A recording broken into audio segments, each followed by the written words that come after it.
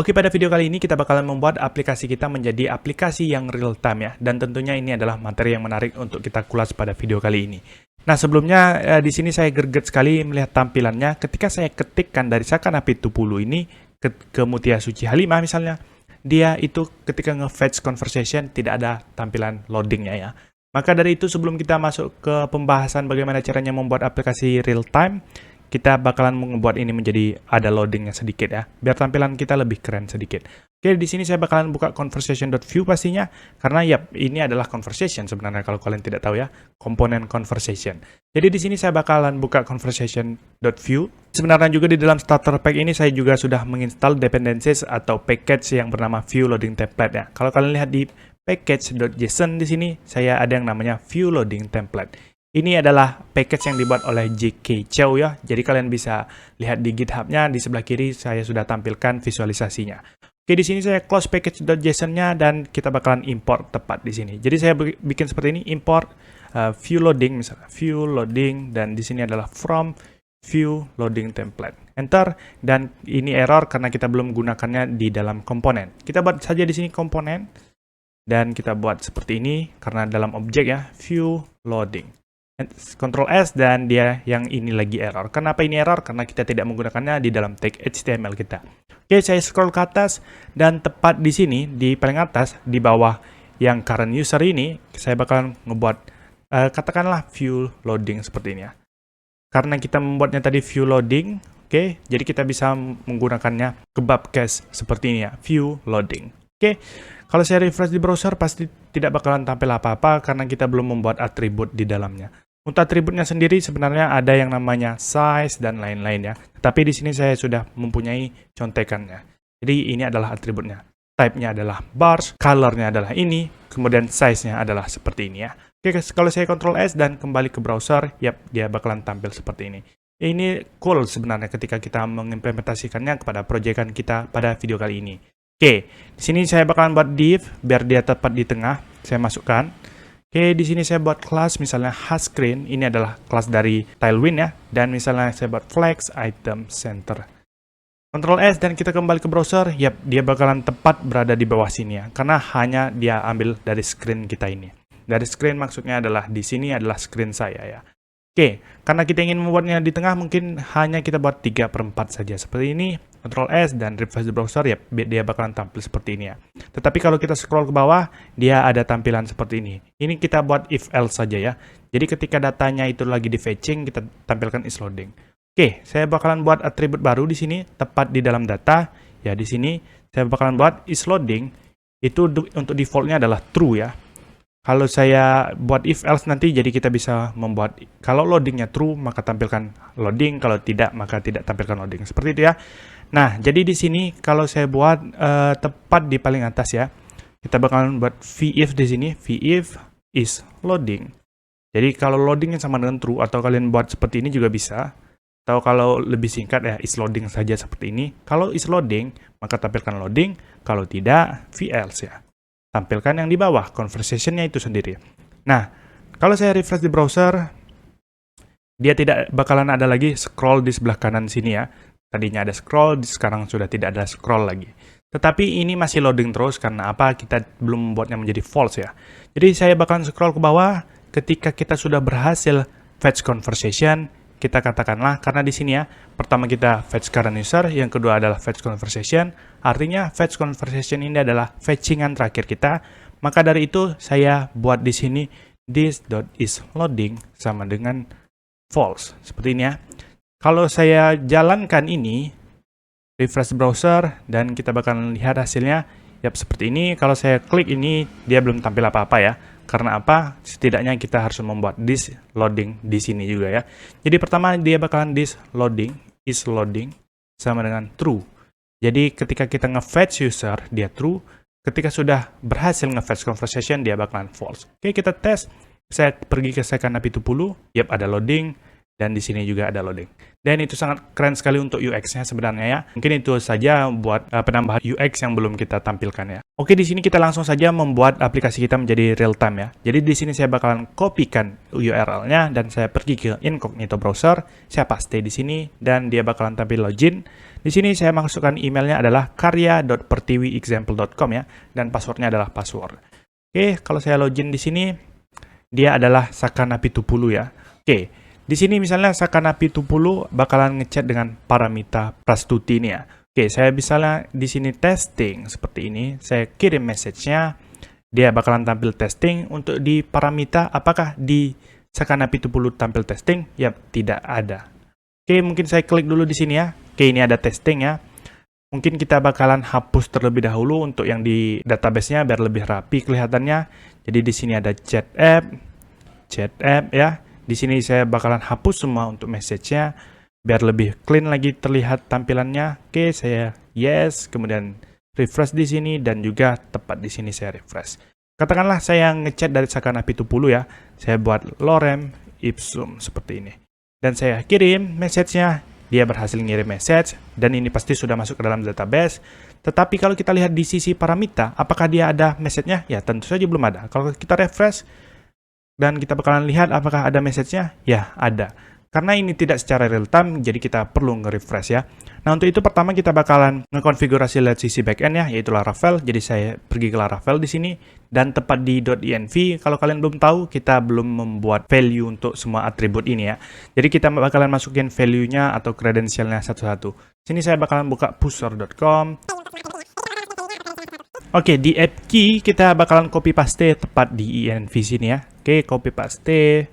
Dan di sini yang terakhir adalah secret untuk klasternya AP1 ya, atau AP1. Oke, setelah kita buat konfigurasi seperti ini, pastinya kita bakalan konfigurasi yang front end juga. Kalau kalian tidak tahu, kalian silahkan pergi ke main.js, dan di sini ada key untuk window echo, yaitu your pusher key ya. Jadi kita bakalan copy paste yang app key untuk pusher ini. Copy dan pastikan tepat di sini. Nah, untuk itu mungkin untuk konfigurasinya sudah selesai di sisi front end dan back end, kita bakalan ngebuat event baru di sisi back end ya. Dan di sini saya bakalan pergi ke conversation controller dulu. Jadi ketika kita nge-store, nantinya dia bakalan nge-dispatch sebuah event. Untuk itu saya bakalan buka terminal di VS Code dan saya klik tanda tambah di sini. Saya buat saja PHP artisan make event, katakanlah nama eventnya adalah message created. Oke, seperti ini. Oh, mungkin typo ya. Message created seperti ini. Dan kita tunggu sampai selesai. Oke, event created, dan saya bakalan pergi ke message created di sini, dan tepat di sini kita bakalan buat yang pertama adalah implements show broadcast. Pasti kalian sudah ngerti karena di video sebelumnya juga saya juga sudah jelaskan ini apa maksudnya ya. Kemudian di construct pastinya kita bakalan buat, pertama kita bakalan buat public untuk atributnya, yaitu message. Katakanlah di sini construct dia bakalan menerima message nantinya, dan di sini kita buat this message seperti ini ya, sama dengan message. Oke, seperti itu. Dan untuk nama channelnya kita pertama bakalan buat channel dulu untuk public channel. Nama channelnya katakanlah message seperti ini ya. Oke, kemudian kalau kita sudah buat seperti ini, kita bakalan buat di conversation controller. Ketika dia nge-store, dia bakalan nge-dispatch sebuah event, yaitu message created. Di sini kita buat dispatch, yaitu something ya, yaitu message pastinya. Oke, karena di sini kita sudah mempunyai $message, yaitu ketika kita ngebuat message-nya itu sendiri. Jadi dia bakalan masuk conversation ID, body, dan user ID, serta ID nantinya ya. Karena ketika kita nge-create, dia pasti bakalan dapat ID. Oke, mungkin ini langsung kita coba saja ke debug console di pusher. Tetapi kita harus pastikan dulu message created ini sudah diimport di paling atas ya. Kalau saya scroll ke atas, dia ada message created. Ini message mungkin tidak perlu ya. Oke, dan kita bakalan tes langsung. Jadi saya bakalan buka browser saya lagi. Di sini ada yang namanya debug console di pusher, dan kita lihat waiting for new events. Jadi tidak ada events apapun di sini ya. Dan kita bakalan coba masukin event ke dalam pusher kita. Ya, di sini mungkin saya refresh saja untuk yang di Paramita ini. Jadi ketika saya ngetes misalnya pusher di sini, saya klik yang ini, dia bakalan terkirim atau tidak eventnya ke dalam pusher. Kita tes, tunggu ya. Dan di sini sudah ada pusher. Kalau kita lihat di sini, dia eventnya sudah tampil di sini. Ya, sekali lagi untuk event biasanya ada tampilan seperti ini ya. Ada tampilan segitiga yang bisa kita klik dan kita bisa melihat apa event yang kita kirimkan. Nah, di sini eventnya adalah message dan kita nantinya bakalan butuh body ini ya. Nah, sebenarnya untuk mengirimkan event kita sudah berhasil ke dalam pusar. Sekarang bagaimana caranya kita ngelisten event di sisi front end ya. Nah, itu sebenarnya sangat gampang sekali. Jadi kita bakalan pergi ke front end di sini dan kita bakalan buat di mounted tentunya. Jadi ketika mounted dia bakalan window.echo.channel pertama. Channelnya apa dan di sini .listen. Listen kemana? Channelnya pasti kalian masih ingat yaitu message. Dan listennya pasti kalian juga masih ingat yaitu message created atau nama file atau nama kelasnya ya. Jadi message created di sini. Oke, kita cek lagi di sini untuk conversation controller. Kita pergi ke message created. Yang pertama adalah ke message created. Kita copy paste di sini dan channelnya yaitu yang paling bawah sini ya. Channelnya yaitu adalah message. Oke, seperti ini saja sebenarnya sudah cukup. Kita bakalan dapatkan payloadnya atau eventnya. Jadi kita buat koma di sini, kemudian saya buat saja event misalnya. Seperti ini dan saya bakalan buat ini. Mungkin kalian belum tahu, kita log dulu, log event.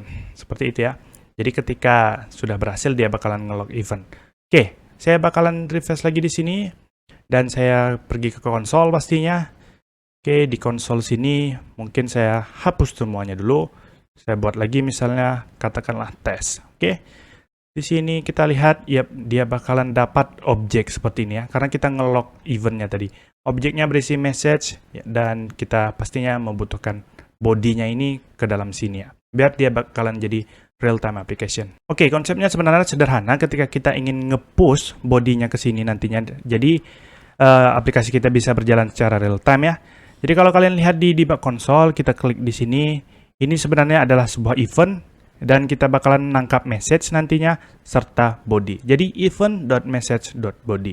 Oke, kita langsung coba saja di sini. Nah, di sini ada console log ya. Jadi console lognya katakanlah berhasil listen.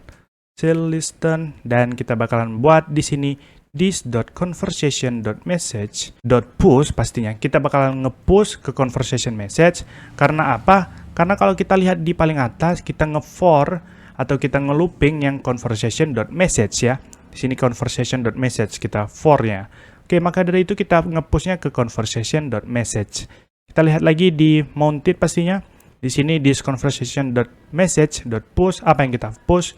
Pastinya event.message. Yang namanya body. Kalau kalian tidak percaya, kita lihat lagi. Oke, di sini adalah .message.body. Oke, kita bakalan coba ini apakah sudah berhasil. Saya refresh lagi, dan untuk lebih clean tampilan kita, mungkin saya bakalan hapus semua message yang ada di sini. Check all dan delete. Yes. Oke, dan kita refresh. Kemudian di sisi yang satunya lagi, di Sakana P20, saya juga bakalan refresh.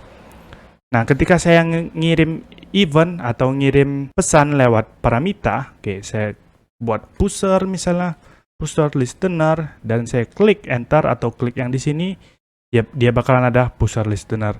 Tetapi kalau kita ulang videonya, kalian bisa lihat ya, seperti tadi, dia ada putih-putih sedikit ya, ketika kita perlambat videonya. Dan kalau kita lihat di sini, ini sudah berhasil, tetapi tampil putih seperti ini. Oke, karena apa itu? Karena seharusnya kita nge-push-nya itu ke bodinya. Jadi kita buat saja seperti ini. Saya Ctrl X, dan di sini saya buat objek seperti ini. Body adalah diisi dengan event message.body. Karena memang kita ingin nge-push-nya itu kepada message bodinya. Oke, kita testing lagi di sini. Saya refresh di sini. Dan di yang Sakana P20 juga saya refresh. Katakanlah saya ngechat dari Sakana P20. Mungkin kalau kalian ingin ngebuatnya lebih tampak ya. Jadi saya buat sisi kiri, sisi kanan seperti ini. Saya dari Sakana P20, saya buat hi paramita misalnya. Hi paramita. Saya klik di sini, yep, dia bakalan tampil hi paramita secara real time ya. Tetapi kalau kalian lihat lagi tadi ya, saya coba lagi testing misalnya. Saya klik di sini, dia bakalan tampil sedikit testing tadi di sini ya, kemudian langsung masuk ke sini. Nah, itu adalah problem sebenarnya yang bakalan kita fix di video selanjutnya.